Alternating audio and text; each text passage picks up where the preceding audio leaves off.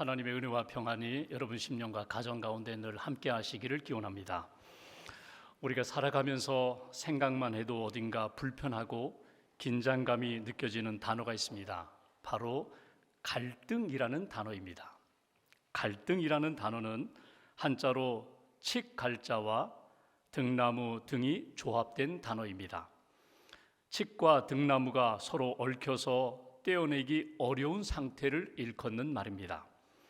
칡과 등나무를 한자리에 심어서 지주목을 타르고 오르게 하면 칡은 오른쪽으로 감아 올라가고 등나무는 왼쪽으로 감싸며 오르기 때문에 충돌한다는 것입니다. 이것이 갈등이라는 의미입니다. 그러면 갈등을 어떻게 해결할 수 있을까? 케네스 토마스와 랄프 킬만이라는 학자가 갈등을 대하는 5가지 방식을 제시했습니다. 각자 갈등을 겪을 때 이렇게 해결한다고, 이런 유형이 있다고 5가지로 분류한 것입니다. 여러분은 어디에 속하는지 한번 스스로 점검해 보시면 좋겠습니다. 첫 번째, 회피형. 일단 피하자고 생각합니다. 자신이 독단적으로 자신의 생각을 주장하지도 않고 타인의 생각 수용하지도 않고 협조하지도 않고 이 상황을 그냥 피하고자 하는 그런 유형이 있습니다. 두 번째, 수용형. 좋은 게 다 좋은 거야. 자신의 주장을 내려놓고 상대방의 의견을 그대로 받아들입니다. 네, 그렇습니다. 네, 그렇군요. 네, 당신의 뜻대로 하겠습니다. 받아들이겠습니다. 다 수용하겠다는 것입니다.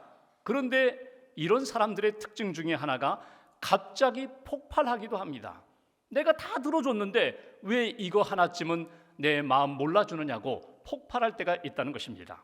세 번째, 타협형. 줄 것 주고 받을 것 받자는 생각으로 살아갑니다. 조금씩 양보하면서 빨리 이 갈등의 상황을 해결하자는 그런 유형입니다. 네 번째, 경쟁형. 나를 따라오십시오. 나를 따르라. 내가 다 경험했어. 내가 다 시행착오 겪었어. 이것은 분명히 내 뜻대로 내 생각대로 하는 게 맞아. 그러면서 강하게 일방적으로 주장하면서 밀어붙이는 유형입니다. 5번째, 협력형. 모두가 윈윈 하자는 것입니다. 시간이 좀 걸리더라도 서로 이해하고 협력하면서 우리 모두의 의견이 다 담을 수 있는 그런 방법으로 갈등을 해결하자.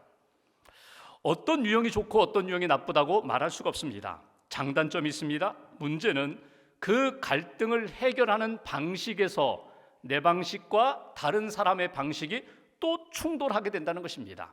잘해보자고, 문제를 풀어보자고, 갈등을 해결하자고 그렇게 두 사람이 만났는데 각자 자신의 방식 때문에 또 만나서 충돌하는 일이 발생하게 된다는 것입니다. 예를 들면 회피형의 사람은 준비가 되지 않으면 전혀 움직이지를 않습니다. 가만히 회피하는 자리, 물러선 자리에 그대로 있습니다. 반면에 타협형의 사람은 조금씩 양보해서라도 빨리 문제를 해결하자고, 그래서 타협형의 사람이 회피형의 사람과 만나면 늘 기분이 나쁩니다. 나는 이렇게 노력하는데 내가 이만큼 양보했는데 꿈쩍도 하지 않으니까 무시당하는 것 같아요. 그래서 늘 기분이 나빠요. 또 수용형의 사람은 내가 양보해서라도 이만큼 양보해서라도 빨리 갈등을 해결하고자 하는데, 협력형의 사람은 조금 더 기다려봐. 조금 더 넓은, 더 많은 사람들, 당신과 나를 포함하여 모든 것이 다 윈윈할 수 있는 방법을 찾아야 돼. 너무 답답해요. 그래서 이 수용형의 사람은 빨리 해결하자고 하는데 협력형의 사람은 조금 더 기다려봐. 조금 더 있다가 그래서 너무나 힘들다는 것입니다. 중요한 것은 상대의 의견, 상대의 입장을 이해하고 그리고 그 차이를 인정하면서 공통 분모를 찾아가는 거예요. 우리가 다르지만 우리가 풀 수 있는, 함께 가지고 있는 마음, 함께 가지고 있는 믿음은 무엇인가? 공통 분모를 품고 상대의 다른 점을 인정하면서 서서히 의견을 좁혀가는 일이 우리에게 필요하다는 것입니다. 여러분은 어떻습니까? 여러분은 어떤 사람과 갈등을 겪으셨습니까?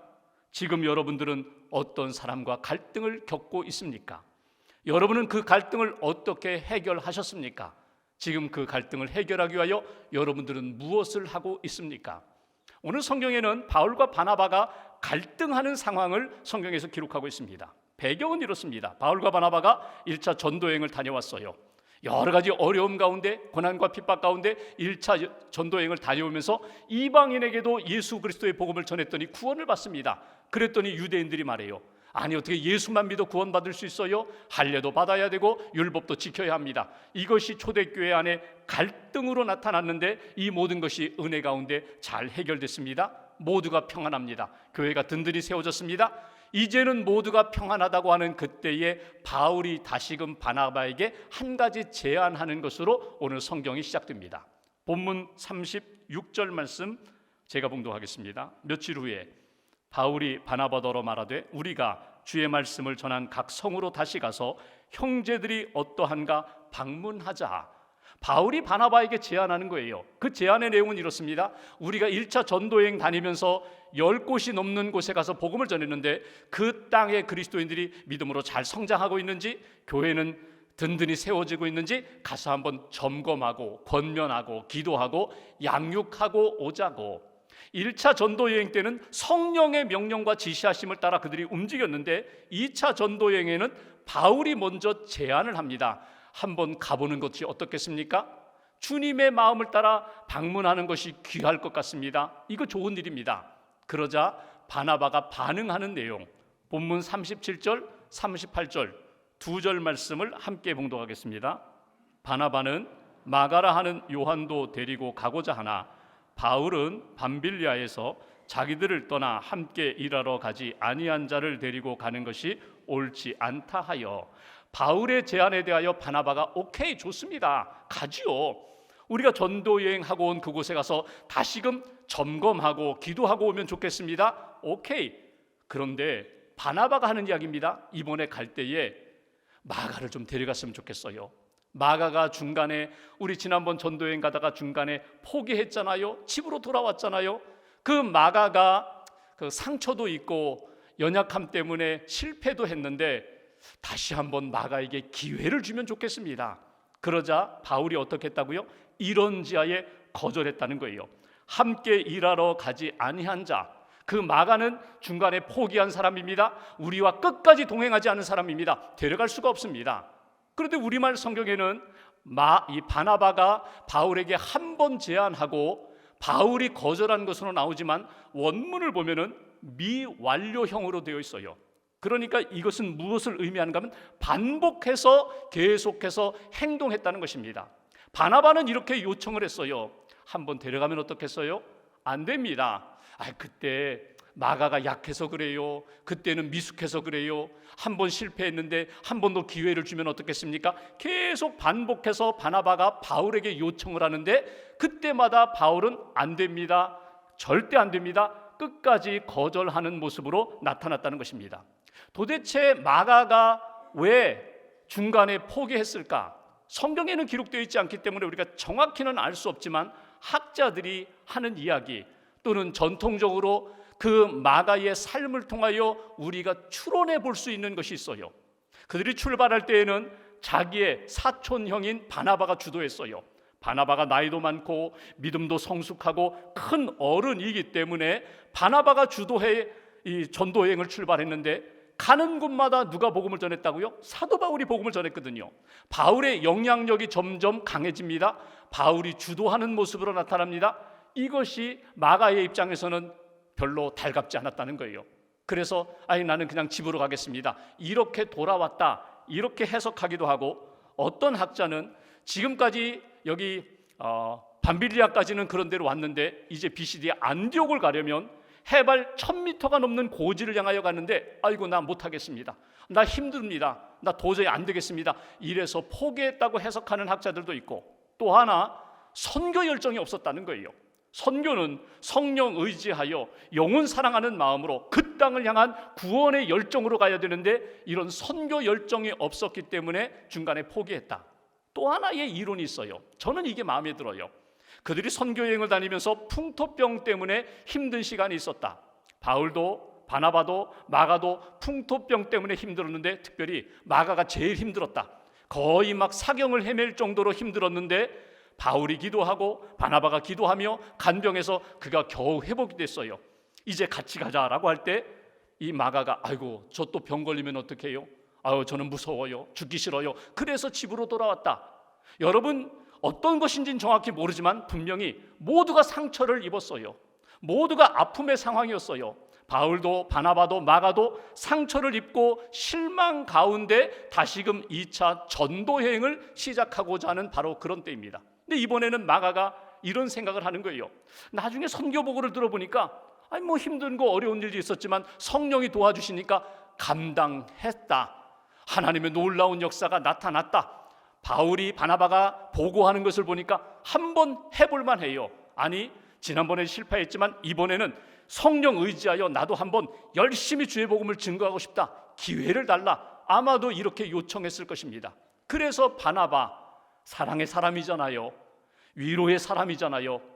사람을 귀히 여기고 관계를 귀히 여기는 사람이잖아요. 자기 친척이라서가 아니라 한번 마가에게 기회를 주는 것이 하나님이 기뻐하시는 일이라고 생각하니까 데려가자고. 근데 바울은 어떻게 생각합니까? 안 된다는 거예요.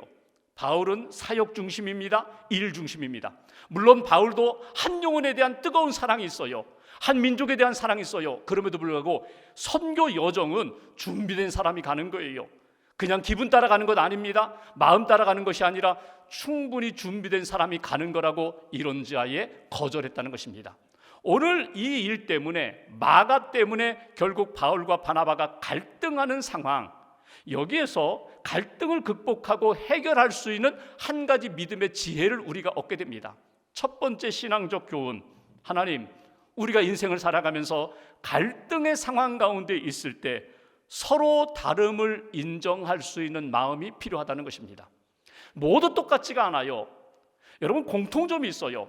바울과 바나바의 공통점이 무엇입니까? 믿음의 사람입니다. 기도의 사람입니다. 성령의 사람입니다. 하나님만 의지하고 살아가는 공통 분모가 있어요. 그럼에도 불구하고 두 사람에게도 다른 점이 있다는 거예요. 지금까지는 함께 하나로 왔지만 두 번째 선교 여정을 출발하면서 서로 각자의 의견 때문에 결국 서로 갈라지고 나누어지는 갈등의 역사가 오늘 성경에 나타났다는 거예요. 여러분 우리가 살아가면서 가족이, 부부가 또는 친구가, 성도가 하나로 함께 가면 좋겠는데 때로는 저 사람은 왜 그럴까? 왜 저렇게 생각할까? 왜 나와 다를까? 다른 것뿐이지 틀린 것 아닙니다. 잘못된 것 아닙니다. 다른 것들을 인정하고 받아줄 필요가 있다는 거예요. 믿음 안에서 하나님이 우리에게 주신 은혜 안에서 이 공통 분모가 분명하다면 조금 다른 면에 대해서는 인정하고 수용하시라는 거예요. 여러분 우리가 손을 모으고 함께 하나님 앞에 기도하면 좋겠습니다. 여러분 다 같이 손을 모으세요. 하면은 어떤 분은 이렇게 모으고 어떤 분은 이렇게 모으고 어떤 분은 깍지 찌면서 하나님 앞에 이렇게 손을 모으고 기도할 것입니다. 내가 이렇게 깍지 끼고 이렇게 손을 모으고 기도한다고 해서 이렇게 하지 마세요. 이렇게 하지 마세요. 그거보다는 이게 좋아요. 내가 편한 것을 다른 사람에게 주장하고 강요할 수가 없다는 거예요. 실험 한번 해볼까요? 여러분 한번 손 한번 깍지 껴보세요. 깍지 껴보시면요, 저의 경우에는 왼손 엄지손가락이 이렇게 위에 올라왔어요. 근데 어떤 분들은요, 오른손 엄지가 위에 올라온 분들도 계세요. 그러면 내가 왼손이 엄지가 올라왔기 때문에 그 틀렸어 바꿔 이렇게 강요할 수 없다는 거예요.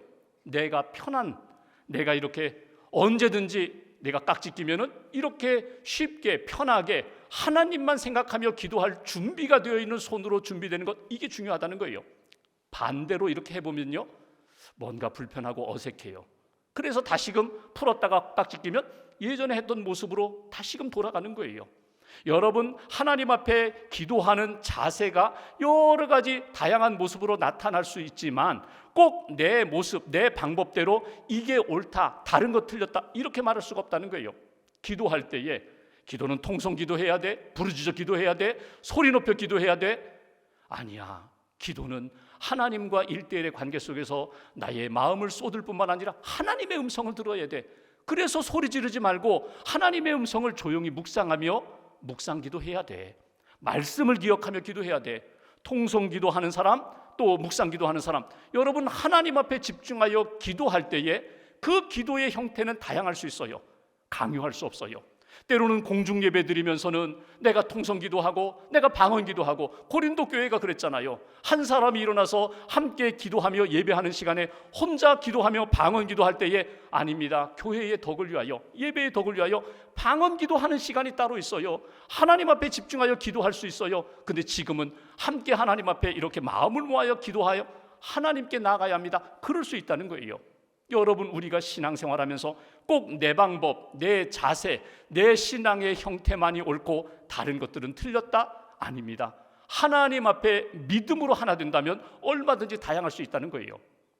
오늘 점심 식사 국수 먹으러 갑시다. 좋죠. 국수 먹으러 갑시다. 식당에 갔어요. 주문을 하는데 이 집은 비빔국수가 맛있어요. 비빔국수 잘하니까 비빔국수 다 통일합시다.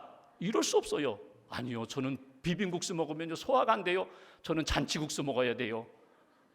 옆에 있던 분이 국수라고 하면 영양가가 가장 높은 콩국수 먹어야죠. 콩국수 드세요. 각자 취향이 있는 거예요.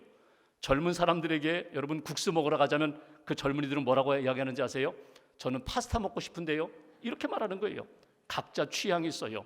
여러분, 하나님 앞에서 갈등 가운데 있을 때 진리의 문제가 아니라면, 구원의 문제가 아니라면 수용하시라는 거예요. 그럴 수 있겠구나. 하나님 앞에서 믿음으로 하나 되며 하나님 앞에서 구원의 역사를 이루는 일에 이것이 문제가 안 된다면 수용할 수 있는, 받아들일 수 있는, 인정할 수 있는 마음이 갈등을 풀어가는 중요한 단초가 된다는 거예요. 두 번째로 39절 말씀 보실까요? 39절 한 절을 같이 봉독합니다. 서로 심히 다투어 피차 갈라서니 바나바는 마가를 데리고 배 타고 구브로로 가고. 여기 서로 심히 다투어 피차 갈라섰다. 누가? 바울과 바나바가. 그럴 수 있는가?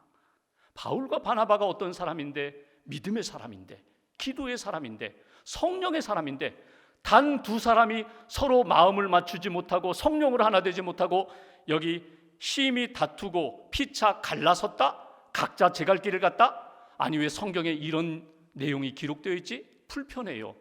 여러분, 이 말씀을 읽으면서 우리가 이런 상상을 하게 됩니다. 바울과 바나바가 마치 멱살을 잡고 막 큰 소리 지르면서 감정적으로 상대를 막 비난하면서 격한 말을 쏟아놓으면서 다시는 당신 보지 않을 거야, 당신 나와 이제는 관계 끝이야, 뭐 이런 모습으로다가 서로 단교했을까, 단절했을까? 아니에요. 그렇지 않아요. 오늘 말씀을 이렇게 원문대로 본다면 우선 심이라는 부사가 본문에는 없어요. 심히 다투었다. 그리고 다투다는 이 단어도 사실은 우리는 동사로 나오는데 동사로 번역을 했는데 이건 명사예요. 신약 성경에 딱 두 번 기록되어 있는 명사 파록시스노스. 여러분, 이 명사를 우리말 사도행전 15장에는 다투다라고 표현되어 있는데 히브리서는 그렇게 번역을 하지 않았어요. 히브리서 10장 24절 말씀 제가 보겠습니다. 서로 돌아보아 사랑과 선행을 격려하며. 그리스도인들은 서로 돌아보아 사랑과 선행을 격려하며.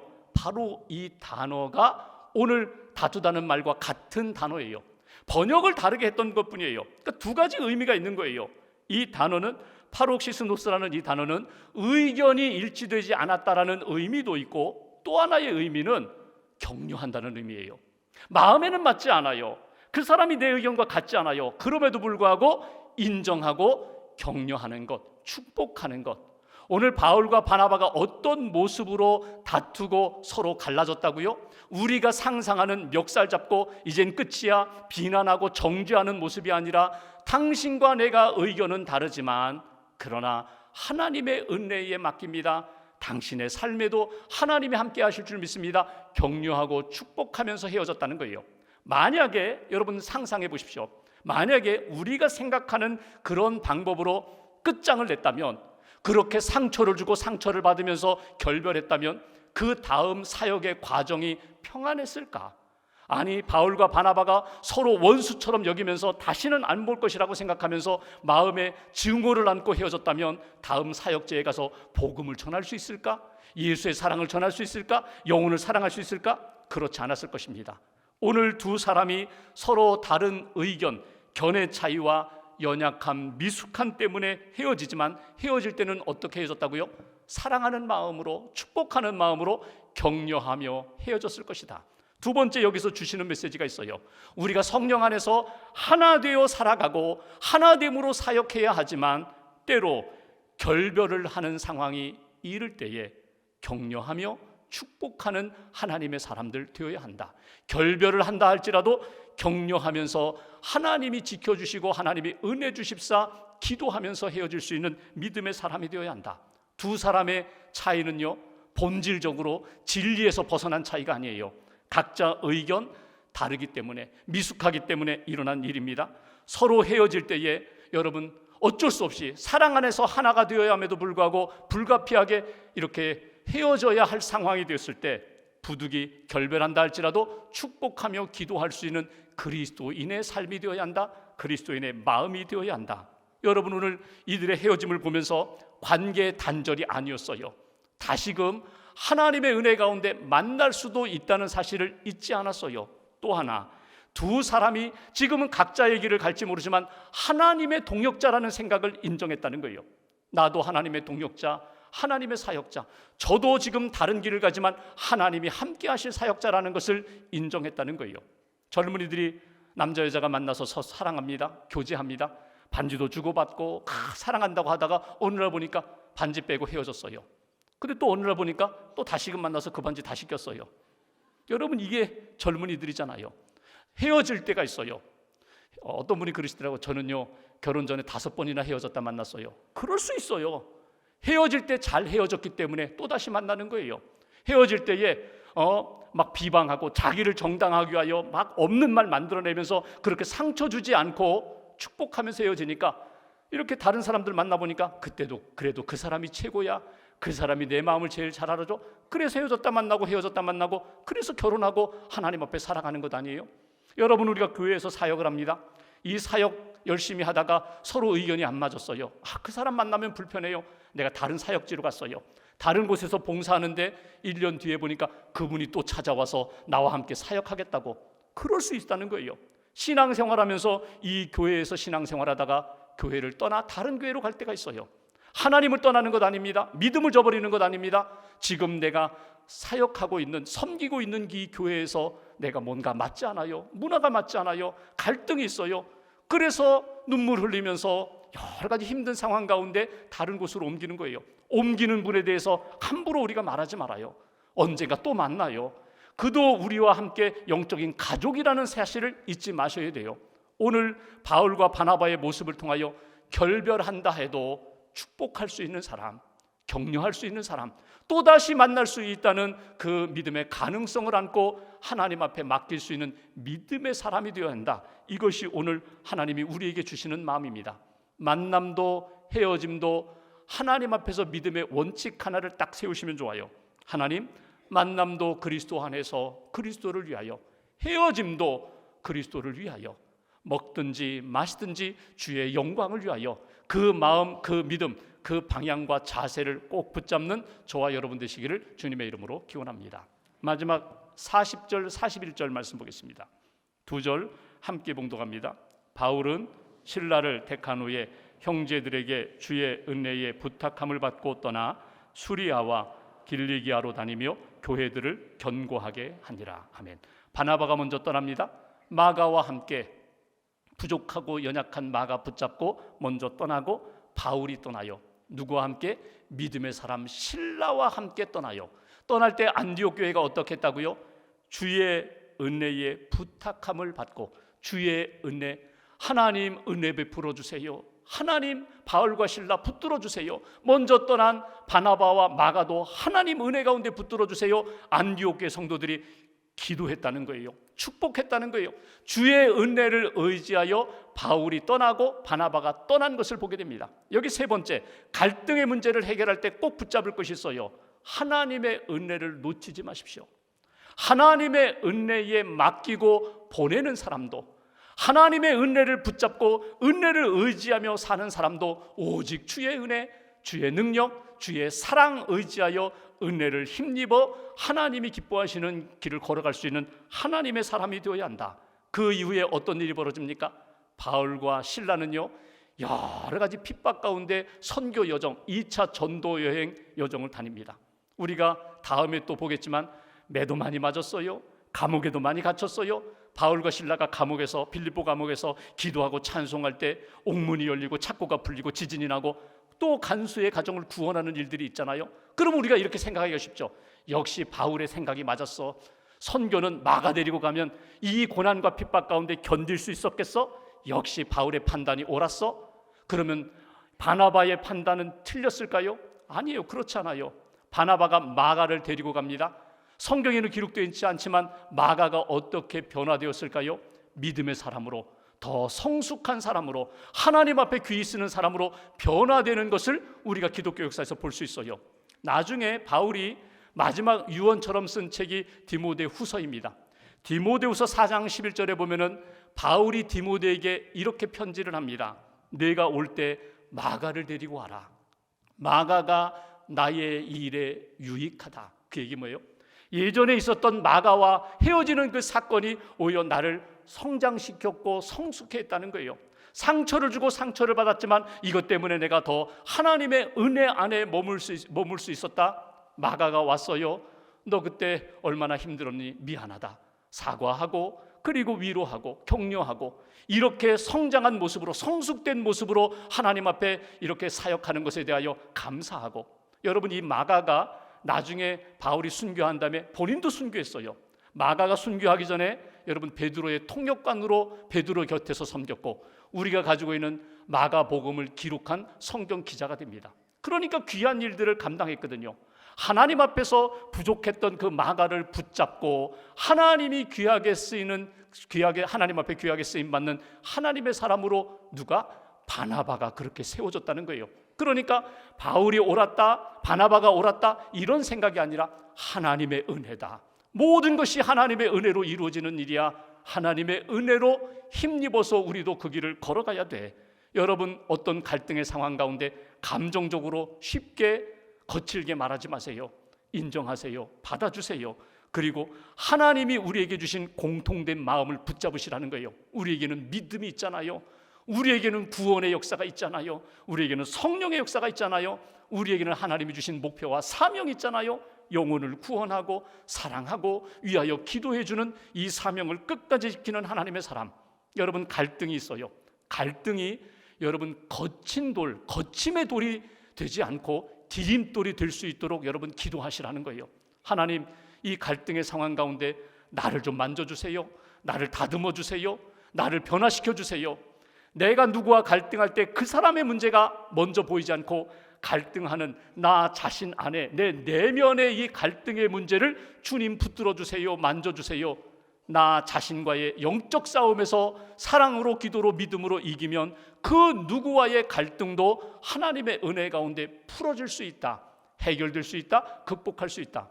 어떤 믿음 좋은 분이 신앙생활하면서 한 사람이 늘 자기와 맞지 않아요. 아주 때려주고 싶어요. 아주 미워요.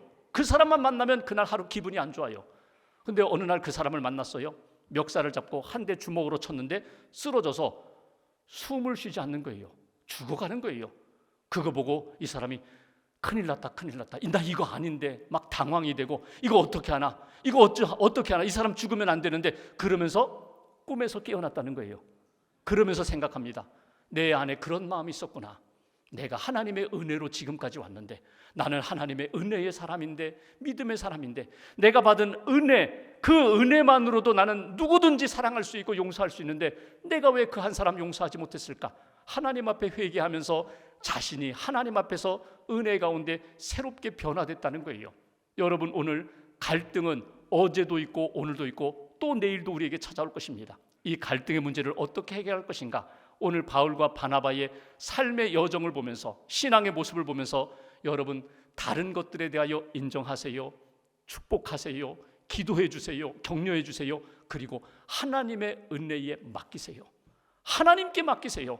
하나님이 내 마음도 내 생각도 내 감정도 이렇게 만져주시도록 하나님께 여러분들을 맡기시고 내 인생 전부가 하나님의 은혜 가운데 믿음으로 승리하고 사랑으로 승리하고 갈등을 극복할 수 있는 하나님의 사람, 믿음의 사람으로 다시 한번 굳게 세워지시기를 주님의 이름으로 기원합니다. 기도하겠습니다.